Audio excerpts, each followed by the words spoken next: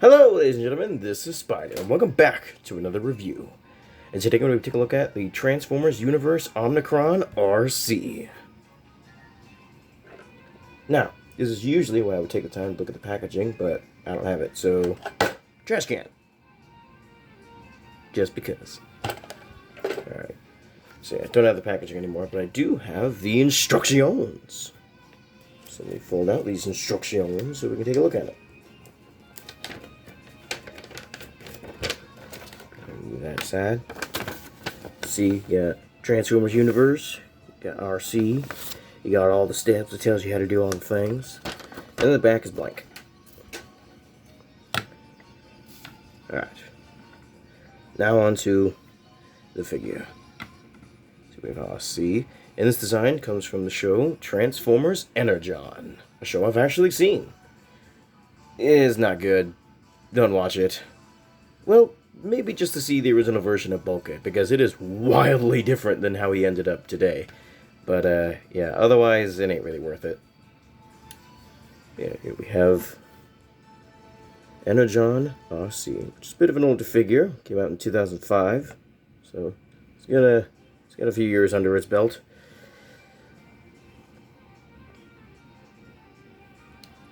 So we got the front of the motorcycle. Got translucent windshield. Got some pink rims. Got a little blue stripe there. Looks nice. And you got the back wheel, which the gray bits are molded differently on each side. I don't know if that's accurate to an actual motorcycle, but if it is, neat. You got the exhaust pipes. People want to call them exhaust ports. I don't know why I keep having trouble with that. Yeah, you got the top of the motorcycle, a nice little Autobot symbol. And then you got another one in there. Alright, I guess she really wants to let you know she's an Autobot.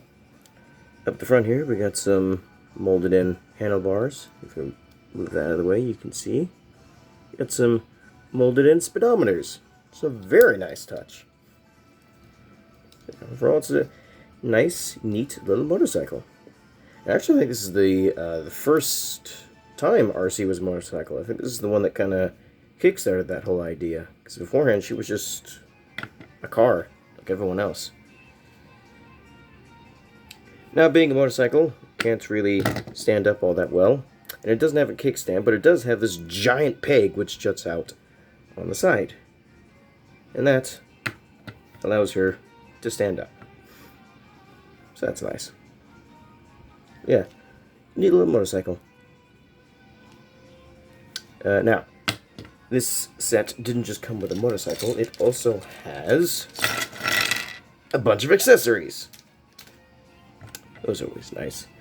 Starting off with the Energon Star, which is very orange on camera, but has more of a pink orange look to it in hand. So yeah, the camera is lying to you. But yeah. Some photos out of the way. So you have this little Energon Star which plugs in onto that. Yeah. Once you do that, it activates the Energon weapons, which was the whole gimmick of the show. So you got a bunch of pieces and you assemble them. So yeah, these pieces you got that piece, which plugs in to that. And you got this piece. And you got that.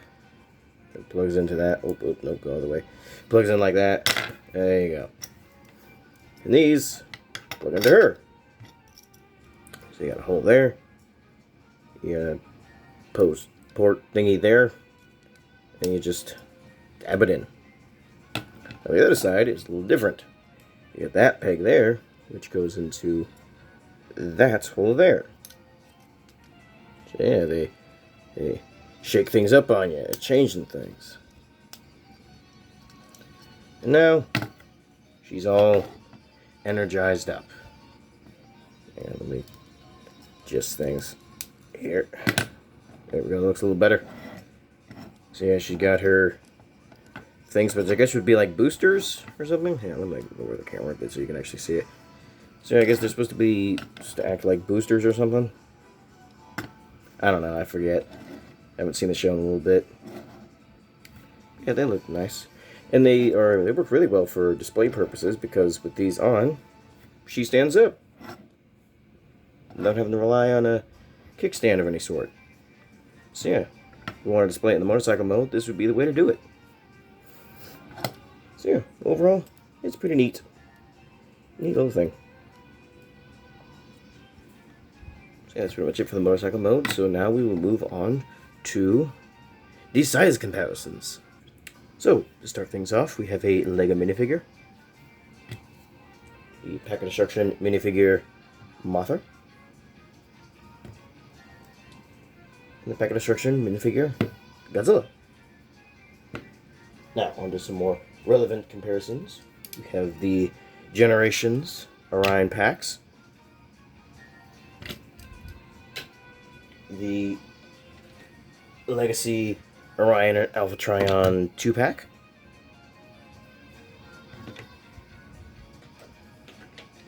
of the 2007 movie Arcee,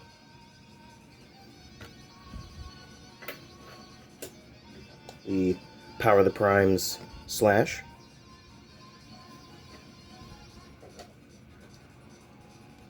and finally with the Transformers Cybertron Scout Class Scattershot. Yeah, remember when I reviewed this figure? That was a few years ago, wasn't it? And it's probably going to be that long again before I take a look at another Unicron Trilogy figure.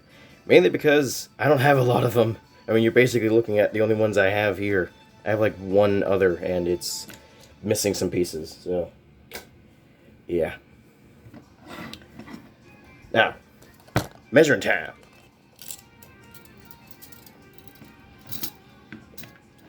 Figure is about 4 inches long, so it's not super big, not super small, just kind of little thing. Now on to the transformation. But first I'm going to take all this stuff off of her. Alright, took all this stuff off of her. I'm going to leave the Energon star on because it's kind of a pain in the butt to take off, and it doesn't really obstruct anything during transformation, so yeah. Now, let's raise up the camera so I got a bit more room to work with. It's focused on there.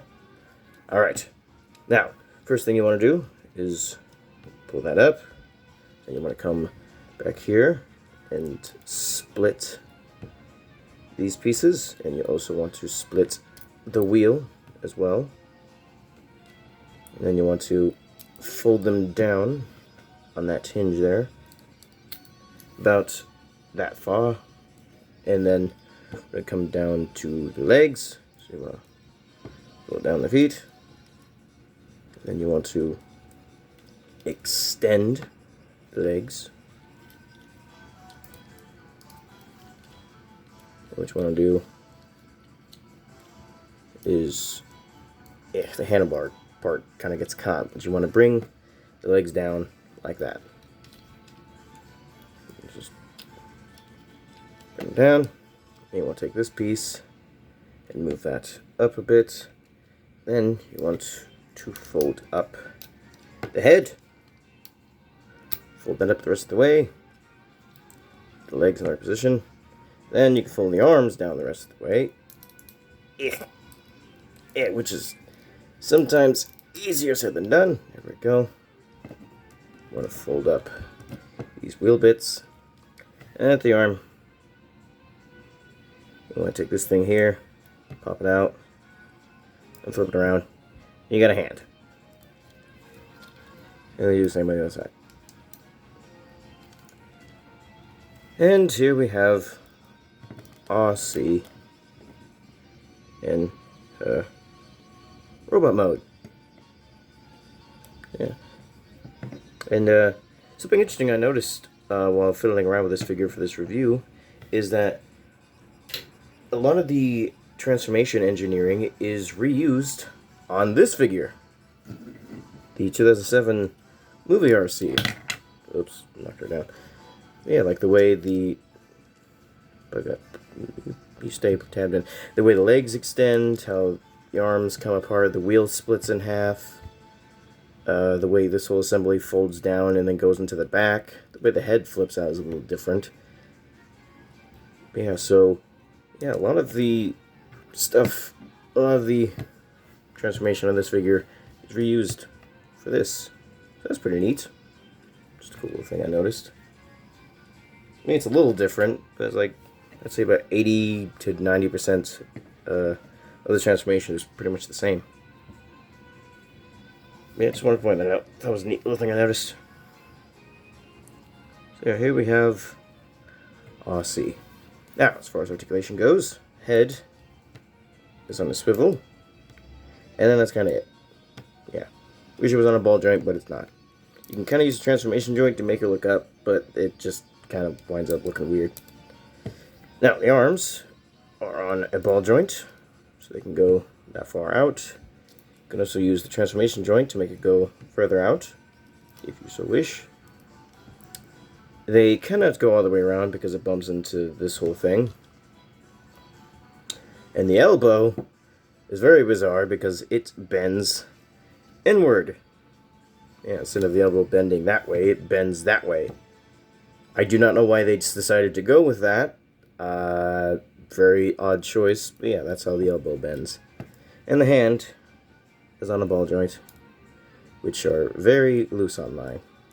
Yeah, so you can not do a whole lot of it. It's at a weird angle, so it just kind of stays there.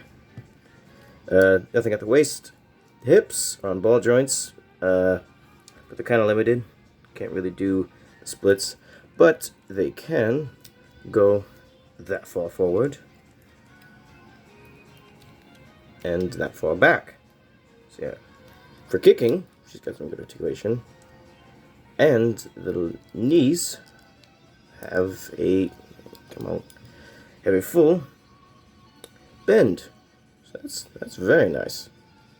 And the foot can go down, and that's it. So yeah, not much going on there. So that's pretty much it for articulation. It is kind of limited, unfortunately. She can't do a whole lot of dynamic poses. Now, as far as details, she's got a nice silvery face with some dark blue eyes. You got a pink head. The midsection of the bike's now become the chest. So we got that same Autobot symbol. You got the arms. It's pretty simple. Not a whole lot going on there. You got the wheels. Inside of those, if you want to see that. You got that blue check mark type looking thing, which is now the thigh. You got the legs, you got a little pink there. And because every fembot at the time had to do it, she's got high heels. I don't know why every single one they decided to just give him high heels. Like they really wanted you to know that this is a female Transformer, so they give him high heels. I'm so glad that trend is over. But despite that, she stands up pretty well. She doesn't really have too much trouble standing up, so that's nice. Yeah. Overall, like I said, articulation is kind of limited, but detail-wise, it's pretty good. In fact, they did a really good job at capturing the design of the show. She looks almost spot on. Really, the only thing that's different is the hands. Yeah. Now, the interesting thing about Transformers Energon is it's actually originally was a Japanese show called Transformers Superlink that was dubbed into English. And the English dub kind of changed a few things. For starters, who this character is supposed to be. Because we all know her as Arcee. But in the original show, she was called Ariel. Which becomes a little more obvious when you take a look at the head, and you see she's got that little ponytail like Ariel does. Although the rest of her head kind of looks like Arcee, so it's sort of like a hybrid between the two. I don't know, it's kind of weird. But I can kind of see how the people dubbing the show could confuse it for Arcee, because it does kind of look like it. But it does look like Ariel too, so I don't know. Also, for any of you who don't know who Ariel is, in the original Transformers cartoon, she was Orion Pax's girlfriend. And just like how he becomes Optimus Prime, she became Elita 1. So yeah, that's who Ariel is. He has a neat little robot. Now, the accessories can be brought back in the robot mode, and they assemble a little differently this time around. So we got this piece. You take this, and you want to plug it in there. That's done there. Then you want to take this, plug it in like that. And then you want to take the two halves and combine them together. And hang on, there we go. And that creates a gigantic crossbow. Or at least gigantic in comparison to her. Yeah, so you got this giant crossbow thing. You got can't see it too well on camera, but it's got a little crosshair there, and that's the part that actually fires. Yeah, and you can actually hold it, not in her hand because that's basically useless, but there is a hole right there, and that you can just take one of these and plug it into the hole. Yeah.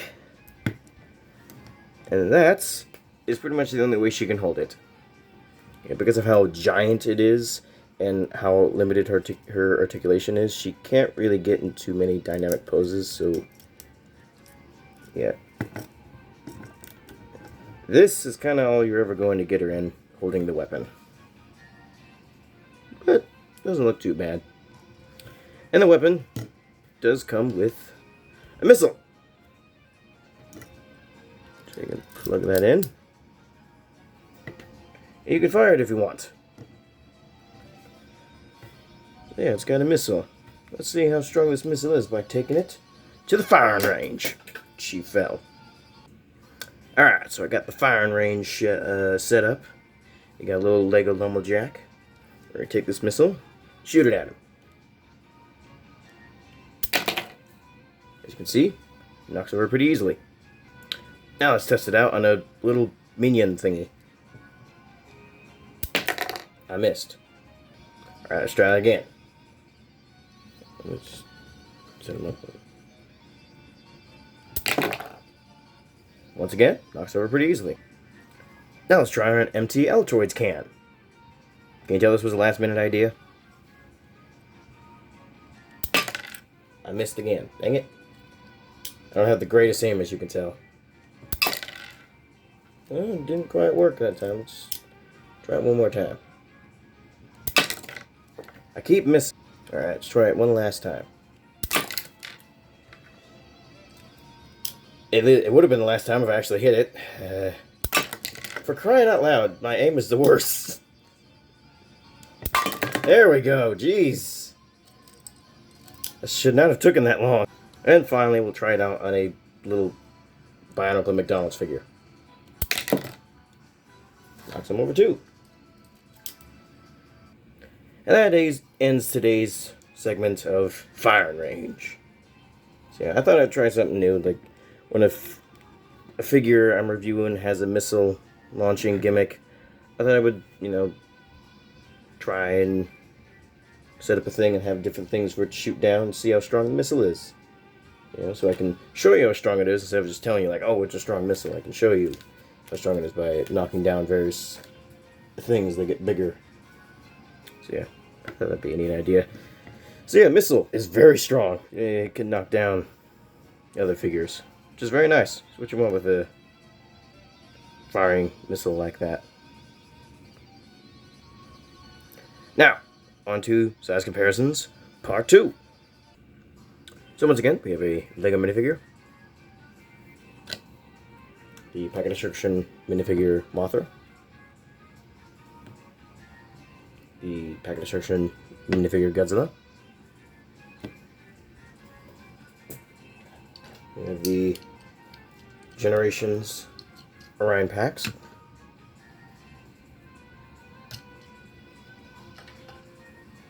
The Legacy Alpha Trion in Orion 2-pack.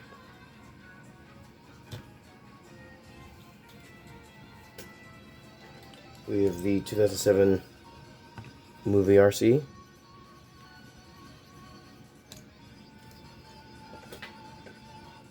The Power of the Primes Slash. And the Cybertron Scout Class Scattershot. Yeah, as you can tell, Arcee definitely falls into that Legends, Scout Class, Core Class, whatever you want to call it, that kind of size range. The name changes like every 2 years. So. And finally, here we have it with the previous review. The LEGO Star Wars Battle Droid Troop Carrier.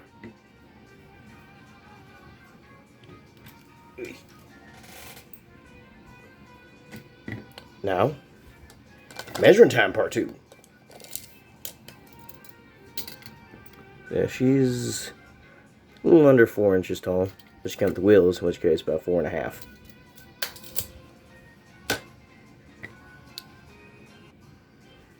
Alright, so overall thoughts on the figure. It's neat.